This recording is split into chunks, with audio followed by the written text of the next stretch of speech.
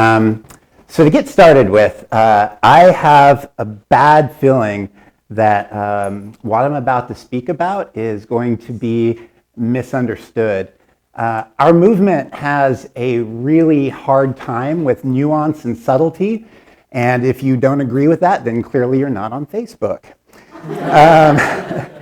And so because I think there's a high potentiality today for people to repaint my words in very broad strokes, I wanted to actually start my speech today by giving 3 things that the speech is not about, so that later my detractors will only have to watch a minute on YouTube to know that they're all fucking full of shit. Fuck those dudes. First of all, this is not a speech endorsing pacifism. I have long felt, and I still feel, that pacifism is an unethical philosophy that seeks to disempower the people who are already oppressed in favor of preserving the comfort of the ruling class. I think that the idea that we could disregard valuable tools that could lead to the liberation of billions in favor of a tactical dogmatism is absolutely crazy. And so, again, this speech is not about pacifism. This is also not a speech denouncing clandestine direct action. Underground activism is necessary to the advancement of most movements. I would argue most certainly the movement for non-humans. I want to continue to see people who are part of anonymous groupings taking actions that immediately remove animals from places of abuse. I want to see people continue to sabotage the machinery of that abuse. So this is not a speech that is a denunciation of clandestine direct action. Finally, because I'm getting a lot of messages about it, this is not a speech denouncing groups who use street theater or other forms of disruption as a part of their activism. I was not going to name any names, but I've received so many text messages and emails as of this morning. I'm just going to say it. This speech has nothing to do with the organization Direct Action Everywhere. It's not a denunciation of them. So, now that we've gotten through that, what is this speech about? So first and foremost, one of the things that I would like to see amongst the more militant end of the animal rights grassroots is better internal critique.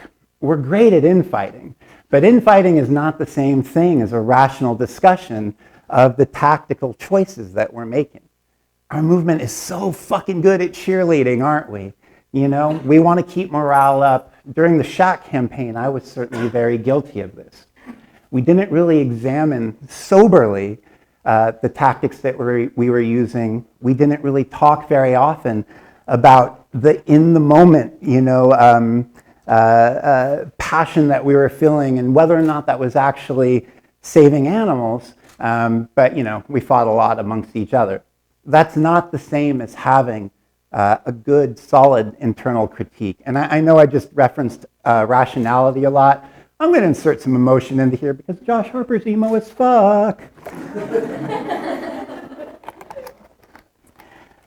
So, getting to the heart of the matter, what I'm hoping to illustrate today is that the rhetoric and the aesthetic of the Animal Liberation Front and most other underground animal liberation groups is counterproductive, it's corny, it serves no purpose, and that should be abandoned. Y'all gonna sit with that for a second? Everyone feeling good about that? So here's the thing, going back to what I said earlier, the speech is not a denunciation of clandestine action. I wholeheartedly celebrate anonymous individuals and groups who immediately remove animals from places of abuse, sabotage machinery, etc. The actions are wonderful, but the imagery of angry young men in black masks is not. And the corny, macho verbiage of, in communiques, and even the term communique, that is fucking corny, man. It's silly, it's counterproductive, and I'm going to argue that even the use of the term liberation front in this era doesn't really serve any purpose. It's non-strategic.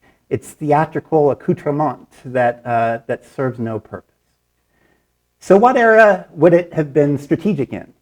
I'm going to go back, and those of you who've seen me the last few years here know that I always go into a little historical spiel. So let's do that again. Let's do that. Everyone cool? Okay. I don't give a fuck if you're cool with it or not. Let's be honest. So by the 1950s, by the mid-1950s, the group League Against Cruel Sports, which at that point had already been around for more than 50 years, basically as a drinking club for wealthy anti-sports people, anti-blood sports people, they began to advocate the use of illegal direct action to immediately intervene in the fields between hunter and hunted. It first came out in an editorial in one of their newsletters in 1955. And later that year, a woman by the name of Gwen Barter carried out the first civil disobedience action for non-humans in the Western world. And I want to point out, the reason I'm saying Western world is because the history that has been most available to me as an English-speaking person and in a world where imperialism, colonialism, and so many, pardon, some water. Sorry, a world in which colonialism and imperialism affects the histories that are available to us. I don't really know if non-humans had actions taken for them in other cultures. I suspect that they did. I mean, in India, you have groups like the Bishnoi who've been essentially vegan for, 4 centuries now, and who have, in recent years, done things like stone hunters to death for hunting on their lands. I suspect at some point in the last 400 years that they had probably broken local ordinances in order to save animals. But in the Western world, Gwen Barter was the first one to begin carrying out these actions. She started by going out on a deer hunt, a carted deer hunt, where people would ride in the back of trucks and shoot deer from the back of trucks. So she ran out onto the road and she sat on the hood, or the bonnet, as she would have called it, of one of these trucks, and she held a sign and she refused to move. And she shut down the hunt that day. And then it was only a short while later, less than a year, where she went out on a fox hunt, and as dogs and people with shovels were trying to dig a fox out of a burrow, Gwen walked over and just sat in the hole. So they couldn't dig and couldn't get to the fox. And that was the second act of civil disobedience for non-humans in the Western world. So while Gwen Barter is doing the first civil disobediences for non-humans, and is setting quite an example to follow for some young folks who are pretty soon to start an organization called the Hunt Saboteurs Association. Elsewhere in the world, people were fighting wars of national liberation against imperialist powers, primarily the United States, France, Europe. In general had a whole lot of imperialist powers, including Spain, Portugal, and so on. Between the period in 1955, when Gwen Barter began carrying out her acts of civil disobedience, and like the early 1980s, there were wars of national liberation carried out by what were popularly called national liberation fronts in Irian Jaya, South Africa, the Philippines, Nicaragua, Vietnam, Angola, Mozambique. I'm sure I could keep going, but all over the world. These struggles most typically were carried out by people who had been, whose resistance had been suppressed for, decades, if not centuries. These were people who were kept from weaponry, for example. These were people who, if their identities were to be discovered, faced death squads. They faced having their families rounded up, tortured to death. They faced political prisoner camps. So in that context, These black masks were very important, right? Because black masks, they meant anonymity. They meant the ability for these guerrillas to carry out their operations against imperialist powers and to not, then have their homes burned, to not be rounded up and essentially slaughtered.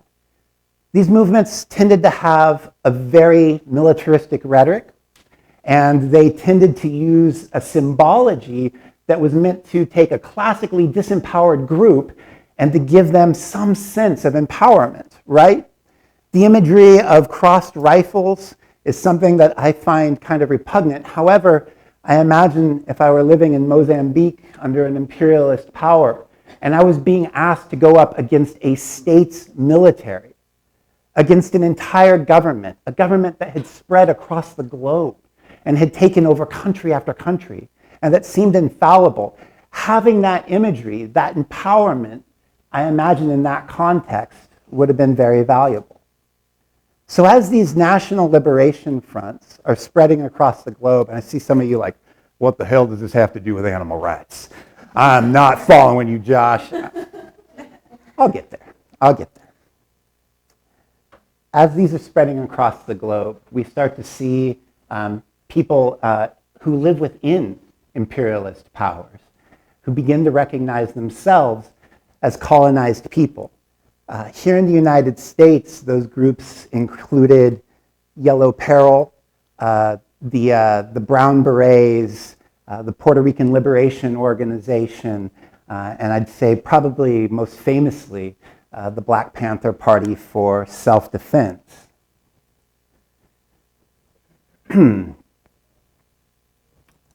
Literally dozens of these groups all started to form around the same time in the 1960s, and many of them are still going today.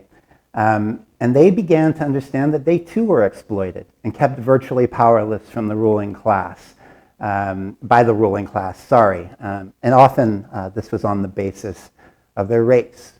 They were inspired by these national liberation movements. Some of them began to consider themselves national liberation movements, trying to create a nation within the United States. And so they began to borrow, again, this very militaristic imagery. And in that context, I'm not quite sure I can judge. I'm not from that era, and I'm a white kid from small town Oregon. So of course, it's not just people of color who are inspired by these national liberation fronts. Across Europe and North America, there were solidarity movements that spread like wildfire, especially amongst people who said that they were hoping to lend solidarity to the people of Vietnam. These organizations also took on some of the best and worst aspects of the groups that they were emulating. Notably, though, the imagery of people in black masks holding rifles did not translate into popular support the way that it had in the context of national liberation fronts abroad. So, this begins to bring us back to the animal rights movement. There was a member of the Hunt Saboteurs Association who was in the Luton chapter of the HSA, and his name was Ronnie Lee. He had been inspired very much by a group that was operating out of England at the time. In fact, it was probably England's first armed militant struggle. They went by the name of the Angry Brigade. And I would love if everyone would read about the Angry Brigade and study them not only for their few successes, but for their many, many failures. And just real quick, I want to explain a little something that I think illustrates exactly the difference in context between these clandestine national liberation fronts with their militant imagery that I would argue is necessary, and with the black masks, which I would argue was necessary for them, and then what the Angry Brigade was doing. So one of the Angry Brigade's most famous actions was they went to a clothing store that was catered to sort of more like hippie, bohemian elements, but it was kind of upscale. It was very expensive. No one who was actually bohemian could shop there. And they went there and they bombed it. And they argued in their communique, which means statement or letter. Yeah, we could call it that. I think we could just call it that. That would be okay with me. But we'll go with the militaristic bullshit and we'll call it a communique. So in their communique, they explained that Western society had become a spectacle and that by bombing this place, they were bombing the recuperation of rebellion from the capitalists, and people in Nicaragua were just trying not to have hungry rats sewn into their stomachs by American death squads that were, trained by the CIA.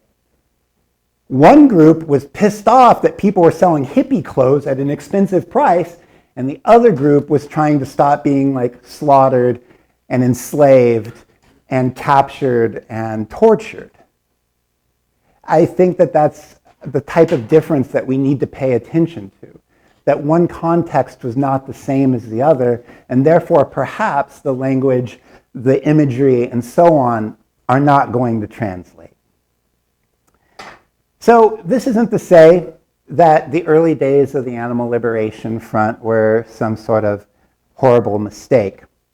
I think that it was interesting that the Angry Brigades inspired Ronnie Lee to such a degree. I love reading about the history of the Angry Brigades and the people who were involved and how they came to the political positions that they were in. I think that it shows that probably Ronnie Lee had a deeper understanding of politics and economics and so on than we might guess about a hunt saboteur in 1972. Ronnie didn't immediately found, however, the Animal Liberation Front.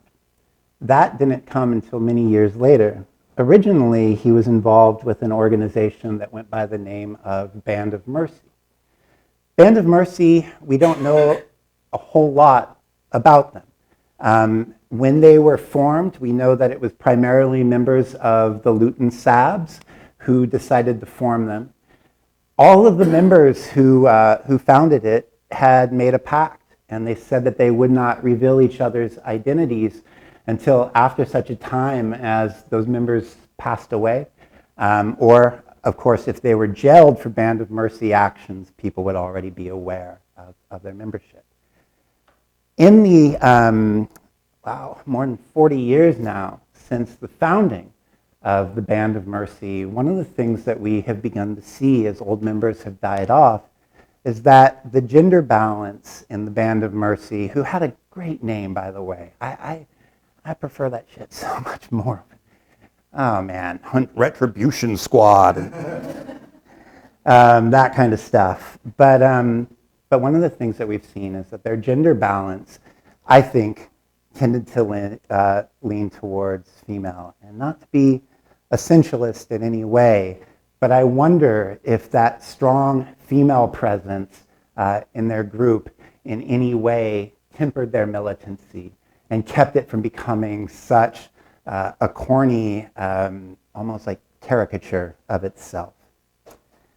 So what happens, is that Ronnie and a guy named Cliff Goodman, they're carrying out a lot of actions on their own without other members of the Band of Mercy. They did several really amazing actions. They shut down a pharmaceutical laboratory that was testing on animals called Hoist Pharmaceuticals. There used to be sealing, actually, in England. There was an island where seals existed, and there was only one boat that brought hunters back and forth to the island. And so the Band of Mercy, they went and they lit the boat on fire. Eventually, the Band of Mercy began to actually liberate animals from places of abuse. And that's kind of what finally got Ronnie in trouble, is he had nowhere to home some rats. And he was a suspect in a series of break-ins and arsons. When the police entered his home, they found the rats. The rats had tattoos. Him and Cliff Goodman, Cliff had left a bunch of his possessions at Ronnie's house with his thumbprints and stuff all over them, including on tools. Cliff and Ronnie get arrested. Ronnie snitches, and, or sorry, not Ronnie, Cliff. Cliff snitches. Yeah, I know. That would be a fucking bummer, man. I wouldn't be okay with that. But Cliff Goodman snitches. He actually ended up then getting out, and for several years kind of ran like a solo underground group, which if you're a snitch, it's better than nothing. But Ronnie gets out, and now separate actually from what I understand from many of the founding members of Band of Mercy, he wrote, and these are his exact words, that he felt like the animal liberation movement needed a harder edge. And so a meeting came together of a few dozen people when he was released from prison, and they decided upon the name Animal Liberation Front. Now, the ALF, as we understand it popularly now, is this leaderless movement, right? It's essentially an idea, a banner under which certain actions can be carried out. If they fall under the guidelines of the ALF, then you can claim it as an ALF action. However, things weren't always that way. Now it's popularly said the Animal Liberation Front, they have no address, no office, no membership rolls. That wasn't true at one time. They actually did have an office in England. It was in the British Union to abolish vivisection's offices, and you could just walk in and meet Ronnie. In the early issues of the ALF supporters group newsletter, there were coupons that you could cut out, and this was true in Canada as well, and the old ALF publications from up there. You could cut out a coupon and fill it out with your information if you wanted to rehome animals from labs. I don't get it. I don't know. But they operated this way actually for some time. And there are actually two precedents that I'm aware of the ALF carrying out unmasked daylight raids, probably most famously the one that they did against Life Sciences Research, which was known as Operation Valentine. They went in on Valentine's Day and caused thousands of dollars worth of damage to the company that would eventually amalgamate with Huntington Research Center to become Huntingdon Life Sciences. During that raid, they took out dozens and dozens of dogs, and in fact, some of the most iconic imagery from our movement stems from that raid.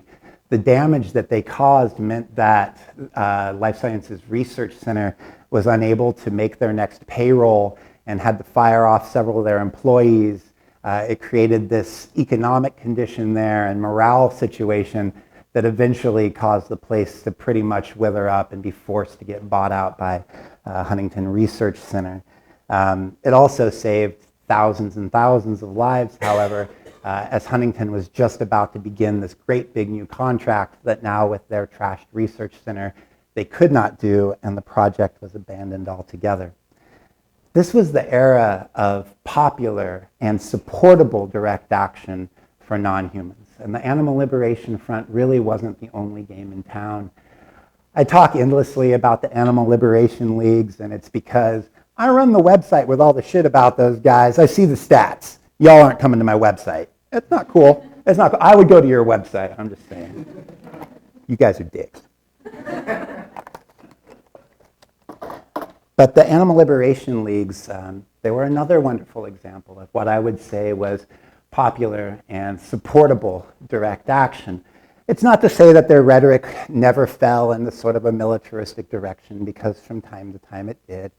It's not to say that they didn't use this macho imagery, because from time to time they did. Those tended to be the exceptions, though, and not the rule with them. One of the things that they wanted to do is they didn't like the idea of individualistic direct action. They liked the idea of collective direct action. They wanted to bring the public into the laboratories rather than have, this small elite commando unit. Sorry, the ALF described themselves that way many times in the 70s and early 80s, and again, it's corny. But yeah, they, starting at a laboratory in Babraham, they invaded the place with 200 people. They went inside, they took out documents, they took photographs. They were one of the organizations alongside the Animal Liberation Investigation Unit that really pioneered undercover footage in the world of anti-vivisectionism. Their first raid was very popular across England and really across the entire UK. It received sympathetic coverage in newspapers, radio, and television support. And so they began to grow. People saw this on TV, and it was people without masks. The focus tended to be on the non-humans who were being liberated rather than the humans who were liberating them. And so people who were attracted to that idea, people who saw the conditions that these animals had come from and then the conditions that they had been liberated into, were inspired. And at the height of the Animal Liberation League's activity, they were carrying out actions with 5,000 participants. Usually many thousands of those participants would be used as a distraction at one laboratory or another to get the police to go there and be like, that's the target. And then they'd show up with a few thousand people at another place and break in. The largest number of people that they ever brought into a laboratory compound was 2,200 people. Can you imagine what we could do with 2,200 people inside a lab? I can think of some shit. Anyhow, the ALF, of course, wasn't just in England at the time. Underground liberation wasn't just the ALF. In Australia, for example, you had a group called Direct Action for Animal Rights. There was another group there that was called Action for Animals. And the reason that they went with those names wasn't really because they were rejecting the term Liberation Front or anything. It was because Peter Singer's organization was called Animal Liberation, and they didn't want there to be any misunderstanding. But they were beginning to carry out raids. We started to see raids in Holland. They started to spread to Canada, to France. There were actually raids carried out by a socialist students group during the apartheid regime in South Africa. Many of these organizations were using a rhetoric and a style of imagery that I think was far less militaristic and therefore far more sympathetic and popular than what the Animal Liberation Front was doing. And we saw this massive growth, right? During the 1980s, at the height of direct action for non-humans, at the height of lab raids, at the height of arsons and sabotage for non-humans, we also had organizations like Mobilization for Animals who would call for an international day of action against primate vivisection. And they were getting together 40,000 people. 40,000 people in order to do this, including 3,000 people in Madison, Wisconsin. We were having, Los Angeles is a really good example as well. The World Week for Animals in Laboratories used to be called World Day for Laboratory Animals. Here, nearby anyway, in Los Angeles, we started to see direct action that was being carried out, again, with the focus on the animals, with people who were unmasked, with no circle A's, with no hammers, with no bolt cutters, with none of that. But these actions were incredibly effective. I'm talking about when Last Chance for Animals invaded the, I believe it was the neurology department at UCLA, and on national television kicked in the doors, ran in white coats, and showed people the reality of vivisection, of cats with devices in their heads, of creatures who were in cages, who were never going to leave those cages unless someone stepped in and helped. This was a popular and vibrant militancy. It wasn't a silly prop for the media.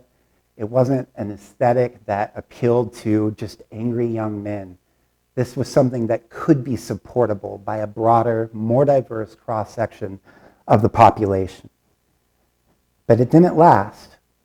It didn't last very long at all. And in fact, by 1982, we had the emergence of the Hunt Retribution Squad, who I mentioned earlier. What did the Hunt Retribution Squad do? Fucking nothing. They posed for the media like these crazy ultra-militant posturing photographs One of them actually involves a guy holding a pavement saw, this massive rotary pavement saw. You know, it's very metal, very metal. And they desecrated the grave of the Duke of Beaufort, who had already died. He wasn't going to stop hunting. But mostly they issued threats. They said that if hunters were going to continue to beat up hunt saboteurs, that they were going to bring violent retribution and even death to the hunters. And keep in mind, they're saying that they're going to do this in defense of other humans, not in defense of non-humans. But that, you know, rather than like killing hunters, and I'm not advocating this, please don't take this as that, but their argument wasn't that hunting is so atrocious that we're going to kill hunters. It's that beating up hunt saboteurs is so atrocious that we're going to return the favor. They never did. It was all just idle threats. And after a few years, even the media grew tired of them, even though they provided the perfect excuse for the media to vilify us. And the imagery of them, you know, holding battle axes and desecrated graves. There's one of them that's very black metal where they're holding a cross upside down from a grave they desecrated. They faded away, and I think that we can argue that the effect that they had on the lives of non-humans was negligible at best and probably negative at worst. They, of course, weren't the only ones. Also in 1982, a group by the name of the Animal Rights Militia sent out several package bombs in England. Nobody was hurt, but at the time, the people who were the most deeply involved in underground direct action, they were saying in their newsletters that we don't believe this is an action being carried out by animal rights groups. We think this is an industry ploy or a government plot. No one really knows whether or not that it was. But the Animal Rights Militia disappeared for several years after that, reemerged about 4 years later, sent out more bombs, planted some bombs under people's cars, and blinded a 6-year-old girl in one eye. That sounds like something that's positive? Does that sound like something that's ever going to bring us to a point of mass militancy? Something that we can proudly stand behind and wear on our t-shirts? Does that sound like something that's ever going to bring us to a place where we have the strength to liberate the billions of lives who are counting upon us? I don't think that it does. It was an embarrassment, but unfortunately, most militant animal rights publications at the time supported it, and including Ronnie Lee, who later wrote an editorial in the pages of Archangel, that while it maybe stopped short of supporting the action, it called upon people not to freak out about it either. Blinding a 6-year-old is something that I think we should all be freaking out about. Of course, the Animal Rights Militia and other groups, such as the Justice Department, didn't end there. They continued to do other very offensive things, like send out packages which they had claimed during the height of the homophobic anti-AIDS hysteria here in the United States were tainted with AIDS-tainted blood, and it was these very sensationalistic communiques at a time when that was entirely inappropriate. They sent out razor blade trapped, basically it was a cassette box where the cassette would slide into the box, and it would just look like that was part of the packaging. You'd pull it out. Inside there would be a rat trap that had soldered to it razor blades. And the idea was that when someone slid it out, the trap would snap back and catch their fingers. No one was injured, but they actually sent a video of them making these devices to media, and that was shown across Canada. And again, I think that the impact on animals, negligible at best, probably pretty fucking negative at worst, and I'm going to probably side on negative there. They continue today, of course. We still have these silly actions. A few years ago out on the East Coast, there was a animal rights militia action where they liberated turkeys. And all the imagery didn't really center around the turkeys so much as it centered around the young men, who were rescuing them in their black masks and their, cool headgear that we all use to play Xbox now, and talk about you, Jake Conroy. And And, but also in one of the photographs, leaning against a tree is a shotgun in one of their images. Why? They didn't use a shotgun to get the turkeys, right? There's none of that happened. I've never needed a shotgun to get an animal out of a cage. Personally, it hasn't happened. I can't think of many popular examples in the current era of U.S. Politics where such a thing could be popular, and I don't imagine that we're in some revolutionary moment where any day now we're all going to be storming turkey farms with weapons. I don't think that's going to happen. I don't think that that's supportable. I don't think it's popular. I don't think it's going to drag a whole lot of people in our directions, but I think a lot of people are going to look at that and be like, it's a turkey and a shotgun. What the hell? I don't know. I don't get it. But this cult of militancy just became more and more and more ludicrous.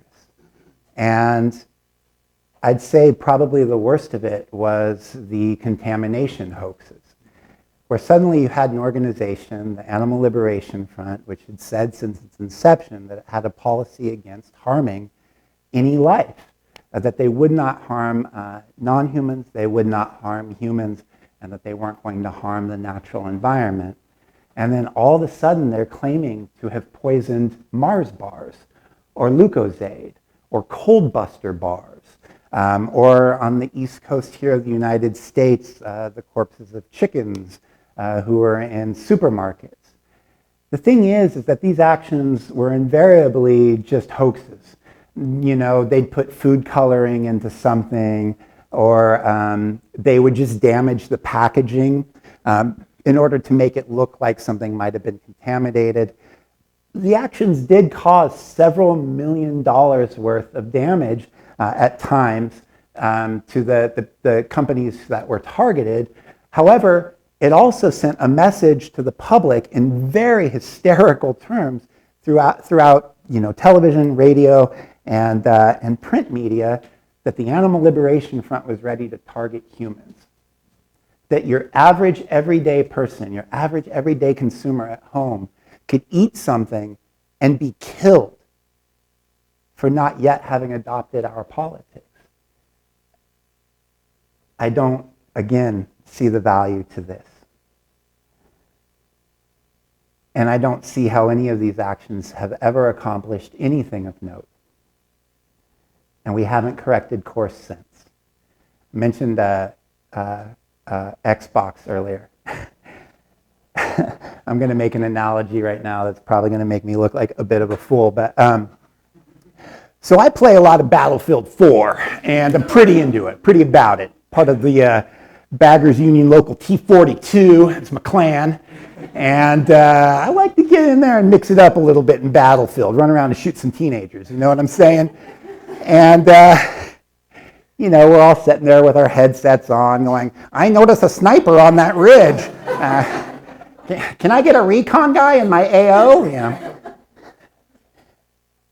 There's a strategy to these games, of course, but oftentimes what you'll see happen, especially with people who are inexperienced in the game or who haven't really considered the strategy, is they'll get killed by somebody in like one spawn area, and then they'll just respawn there by themselves and run right back into the fire, and then they'll respawn again and run into a grenade, and they won't ever stop and think like, okay, I need to spawn up with this other group, we need to see what weaponry is available, we need to be more stealthy, we need to flank them, we need to divide up into different groups, we need to develop some sort of strategy to actually dislodge this other group of people who keep killing me over and over from wherever they're hiding or wherever they're bunkered down. They just keep running into the fire over and over and over again, just dying over and over and over. And I'm always just sitting there throwing my controller going, fuck you, what the fuck are you thinking? Yelling at them on my intercom, you guys are terrible at this. You don't know how to fly the helicopter, get out. Direct quote. And that's what the animal rights movement seems to keep doing. We just keep seeming to run into the fire over and over again. We keep using like the Animal Liberation Front as an anachronism that we keep trying to recreate generation after generation after generation. But its continuity, of course, isn't nearly so important as the lives that they seek to save. And so why don't we talk about that? Why don't we talk about the lives that we're seeking to save and how they'd be best served by our imagery? You know, aesthetic, rhetoric, as I said earlier, they're accoutrements that can either help us or harm us. We need to think about what black masks say to the public in the era of ISIS. We need to ask, what understanding does the public currently have of a liberation front outside of the era in which they were receiving popular support and which they were appearing all across the globe?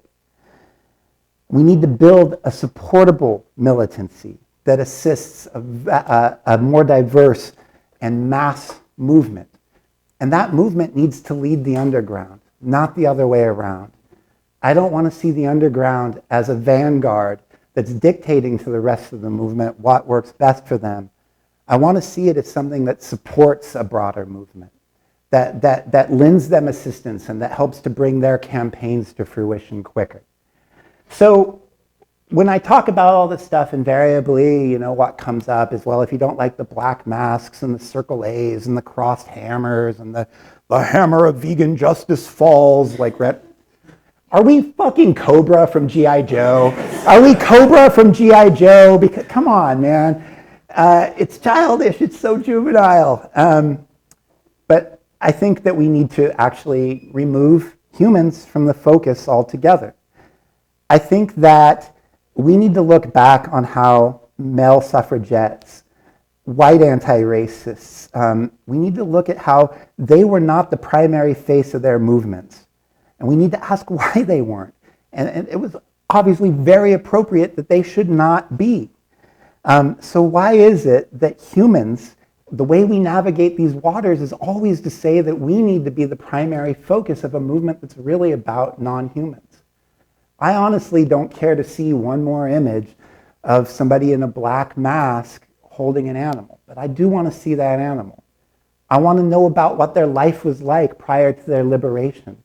I want to know what it was like to be born into a cage, to never see sunlight, to never have your feet touch the ground, and to expect to die there, to never breathe free air, and then suddenly there's a change. You're rescued, and you're liberated, and you're moved somewhere, and then I want to hear about their life afterwards. And I think that such a movement, rather than just appealing to angry young men, to subcultural elements amongst like the punk and hardcore movement, which I came out of, which I'm still a part of, which I still love, but which is not numerous enough to ever tackle the issue of animal abuse on a global scale. I think that if we were to focus on the non-humans, I think that most people actually have an affinity for non-humans. Certainly they're enculturated into a system of speciesism where they're continuing to exploit them, where they benefit from their exploitation. But at heart, most people, when you confront them, you know, if you go up and you're giving them the vegan speech, and I think we've all probably done that, what do they say? They say, well, I'm an animal lover too. I think that many of them at heart are. They might be hypocrites now, but I think that we could do a lot more to change their minds and their opinions. And I think that a big way that we could do that is to talk about animals instead of talking about humans and human tactical decisions.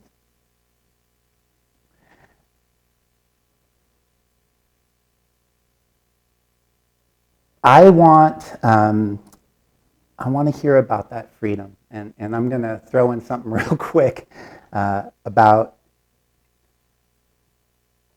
being a prisoner. As many of you know, I spent 3 years in federal prison. And so while I am not as intimately familiar as many billions of non-humans are with confinement, one of the things that really drove me crazy when I was behind bars was seeing the way that prisoner support groups would talk about those of us who were doing time, and the way that they would often speak for us, and the way that they would put words into our mouth, and the way that at times they turned human prisoners into almost some sort of commodity to be traded in, while they were doing their fundraising. Free the prisoners, send us $20. I think that if these political prisoners were here today, this is what they'd say. And it's like, motherfucker, you can contact me. I'll tell you what I'm going to say. We do this all the time with non-humans, and it's paternalistic. And so when I talk about terms like fur baby and stuff like that, how the hell are we still saying things like that? It's an embarrassment as well. So when I talk about removing humans from the aesthetic of direct action, I want to make it clear that that's something that we also need to be very careful about. When we speak on behalf of non-human animals, we need to be very careful that we're not doing them a disservice, putting words into their mouth and so on. I think telling the stories of their lives is a very important thing. I think guessing at their desires is something else altogether and can be pretty dangerous. Anyhow, I think I've made it quite clear that the point of this speech, I can go ahead and close this now, is that so much of what we do as a movement is really about theatricality. You can remove the theatricality from the actions, however, and still retain the action. You can remove the black masks and the communiques. You can remove the "this is between us and the vivisecting scum" and appear to be less Cobra-like. Though you don't know about Cobra, you can talk to me afterwards, big G.I. Joe fan. And in that absence of this corny imagery and corny language, I think we can have something altogether much stronger, something that can help us to build a movement that has the size and the strength that we need in order to overturn speciesism. Thank you so much for having me.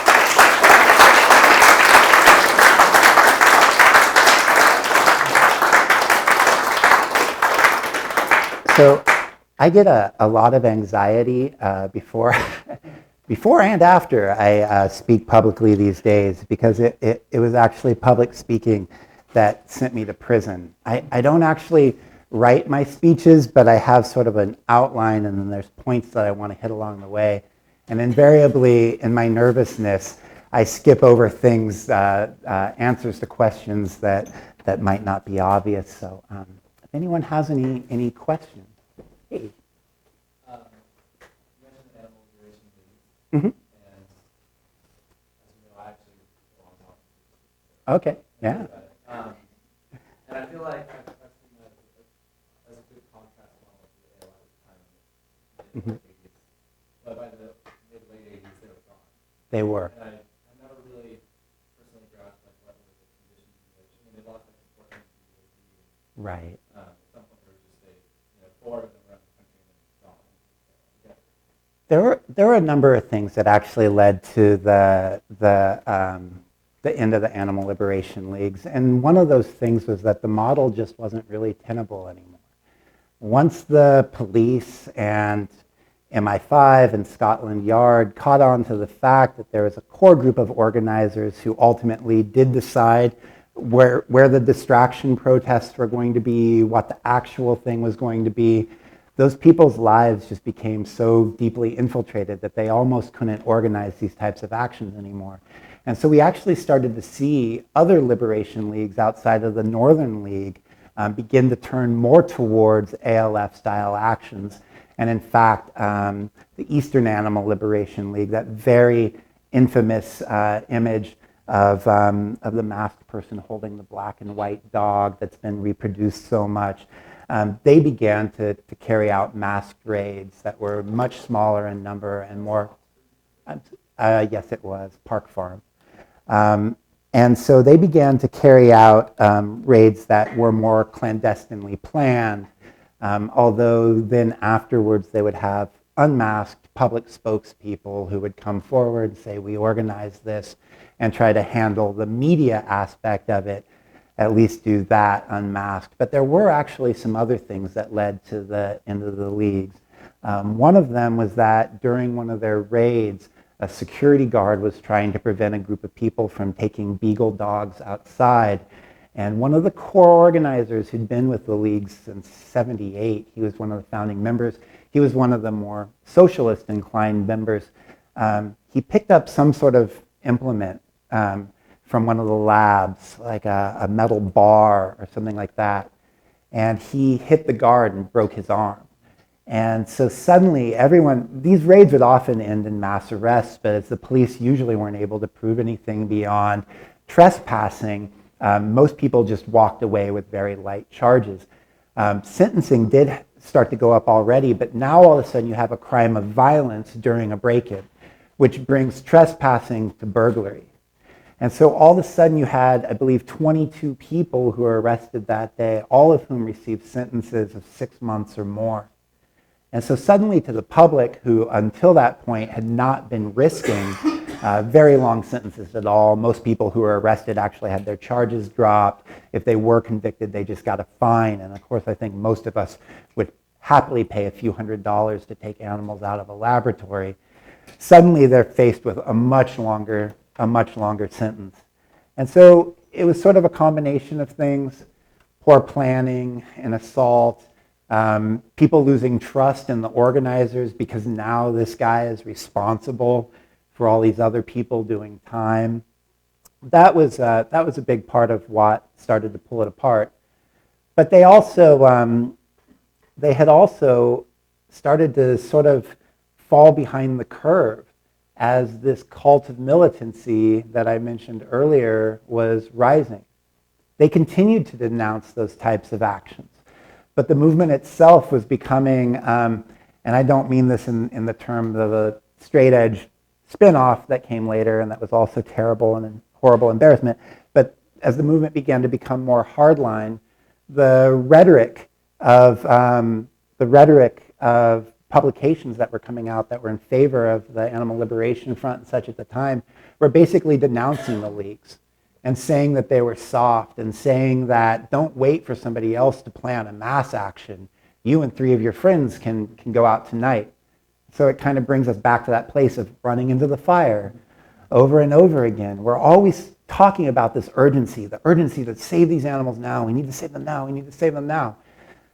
But short-term victories that happen over and over again don't necessarily lead us towards a long-term victory. They don't necessarily lead us to an ultimate victory. And so, unfortunately, though, the other rhetoric sort of is what won out. And I think that it was actually the culture within the movement at the time that most led to the destruction of the leagues. Hey. You mentioned Band of Mercy. Mm-hmm. I don't know if you're familiar with Bands of Mercy. Yeah. With the children. Yes. Children's leagues, which I find very fascinating. That whole movement involved. Yeah. Young people, I'm just wondering about your ideas on that. Yeah, man. So the Bands of Mercy were originally a youth auxiliary of not BUAV. It was the RSPCA, the Royal Society for Prevention of Cruelty to Animals, who actually got that royal addition on there. It wasn't something they just came up with. Queen Victoria actually allowed them to use that terminology. But they had a youth auxiliary, the Bands of Mercy, that actually spread into the United States. Here, there were humane education groups dating back to the 1890s that used to issue these cool little pins and medals that said Band of Mercy to young people who'd gone through humane education trainings. But the mythology in England, and I say it's mythology because I've never been able to find any evidence that this actually occurred, but it was that members of the Bands of Mercy in England, who were young people all under the age of 12, I think that was the cutoff point they had between membership in RSPCA and Bands of Mercy. Pardon me. The mythology was that they went and took their parents' hunting weapons and filled their parents' hunting weapons with dirt or otherwise sabotaged them so that their parents couldn't hunt. And so when members of the Luton Sabs decided that they were going to expand their direct action beyond just fox hunting and that they were going to make it a more clandestine activity, they decided upon that name to sort of honor that legacy and that mythology.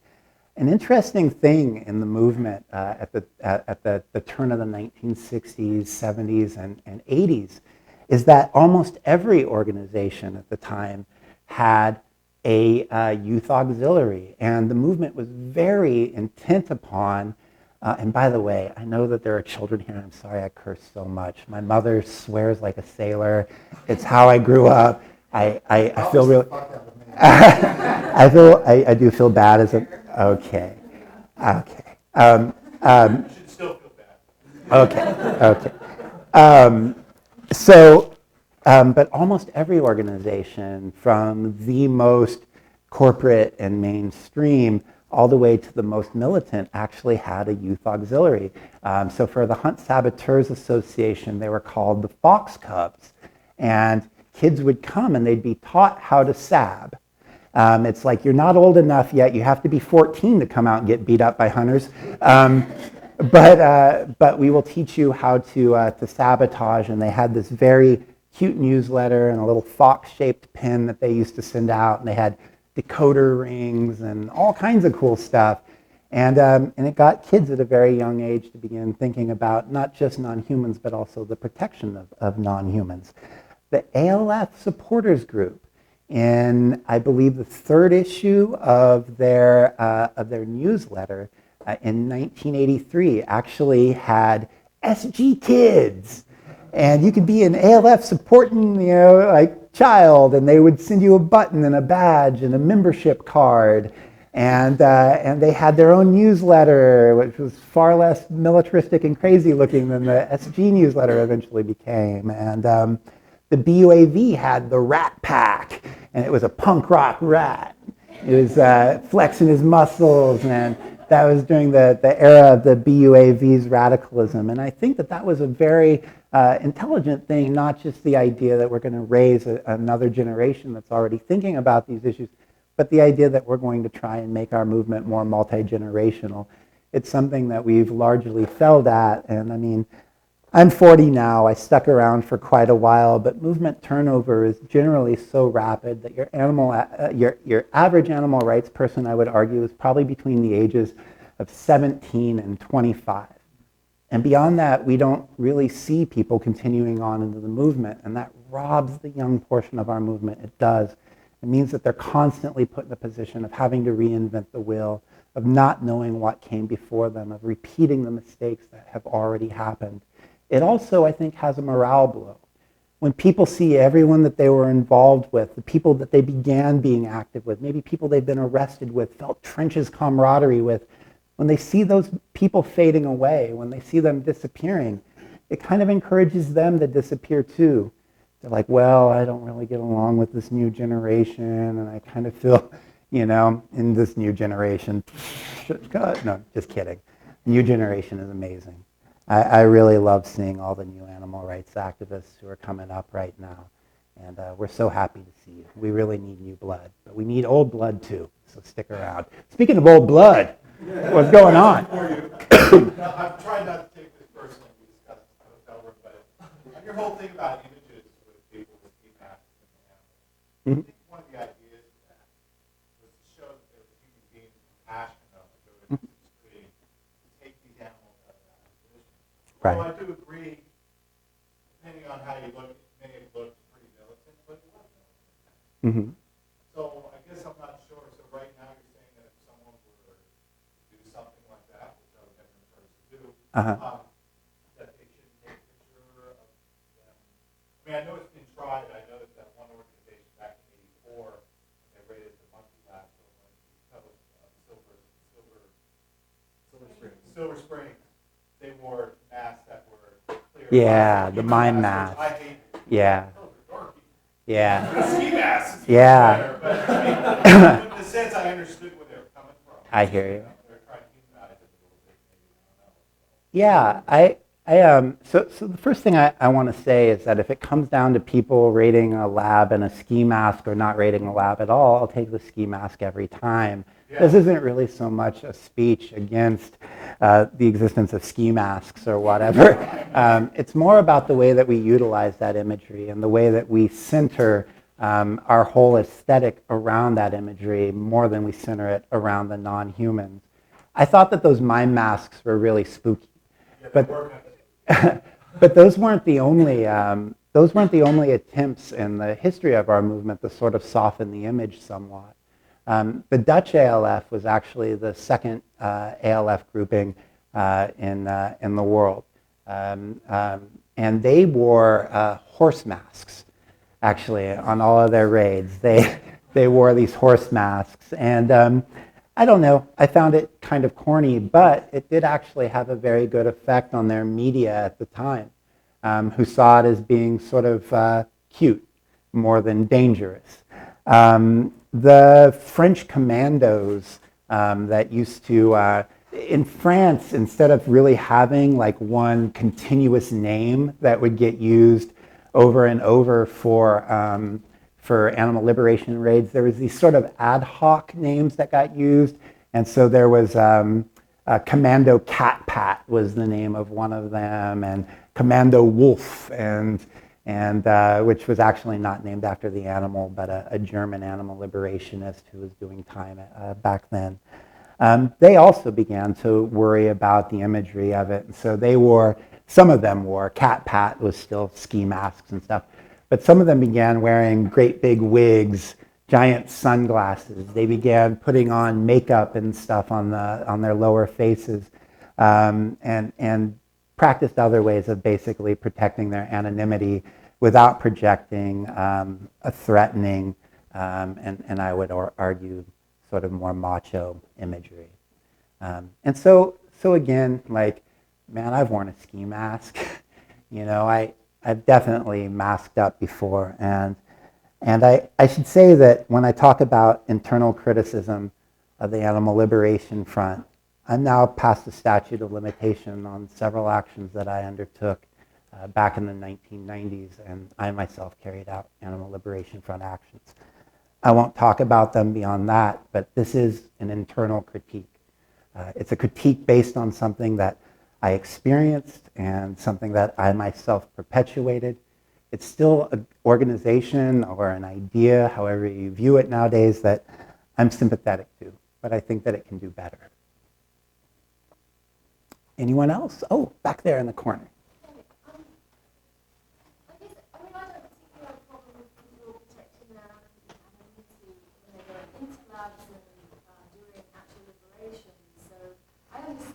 Mm-hmm.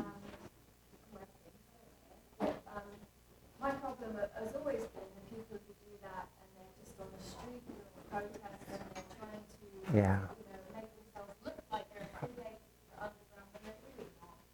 Yeah. And I've just found that over the years that, at one point it was we were being heavily hung down by the cops in LA, so there was a point to it. We were trying to protect ourselves, but we kind of grew out of it. Mm-hmm. We realized that it was much better to appear to the neighbors, the media, and everything else as regular people, so then we stopped kind of wearing it. So Right. I agree in that respect. So I just wanted to make that point. So now I think that it's better to show up on the streets, making it as normal as possible, Mm-hmm. colorful as possible, and not be looking that militant. Mm-hmm. And I kind of cringe when people turn up like that, so I just think it's myself. Yes.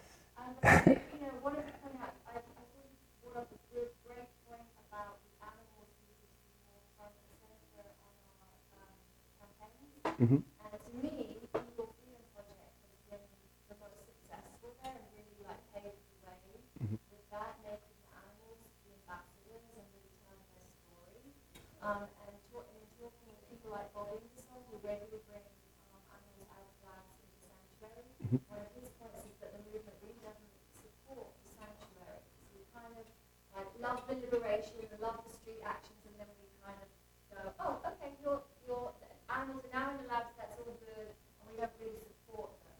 So I guess my point is just pointing out there are people now doing that, using animals more as ambassadors in their stories. We really need to kind of support those animals coming out. We don't always know. I know there are a bunch of people who are working with the labs, and that's also another thing that I think we vilify people who work with labs who then end up not supposed to work with them. But if it means bringing animals out, then I don't care. I'll work don't want to vilify anybody who's doing that if it means there's being unlocked. Mhm.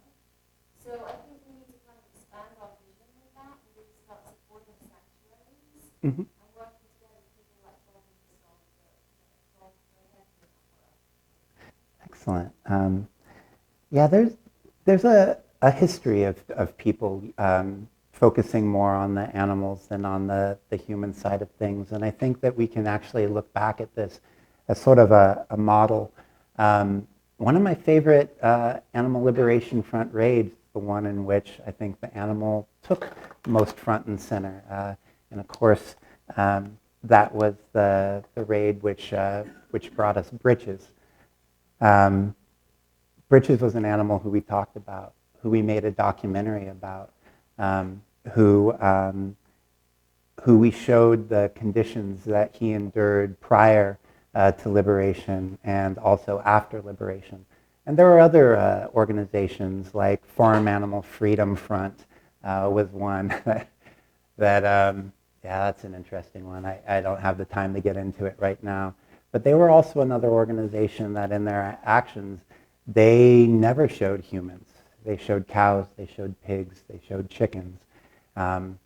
They, unfortunately, were not very good at promoting their actions. So we don't know if media or whatever on them would have ever produced greater participation. But I tend to suspect that it might have. I think we're running over right now, actually. Do we have time for one more? Okay, there's no organizer here. All right, I'm going to keep going. One more. Okay, all right. One more question then. All right. I'm just wondering, Oh, thank you. wondering what you're encouraged by currently happening in the world of animal liberation and federal and where you sort of put your support, how you recommend for the other world. All right. Okay, that is a really good question. Right now, one of the things that I'm very excited to see here in the United States, and again, the context is different globally. Things that are effective here might not be effective elsewhere, but in the US, I've been really excited to see the reemergence of economic pressure campaigning, and especially as represented by the No New Animal Lab campaign.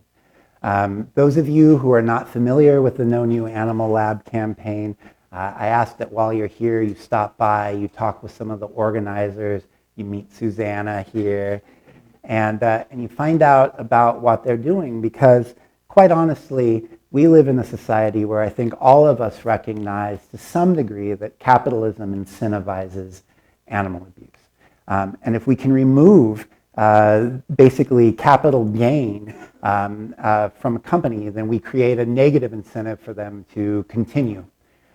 So right now, one of the things that No New Animal Lab is doing, they're trying to prevent the building of an underground laboratory at the University of Washington. But instead of just going after the University of Washington and protesting in front of the regents and things like that, they're actually going after the construction company that's going to be responsible for building this laboratory.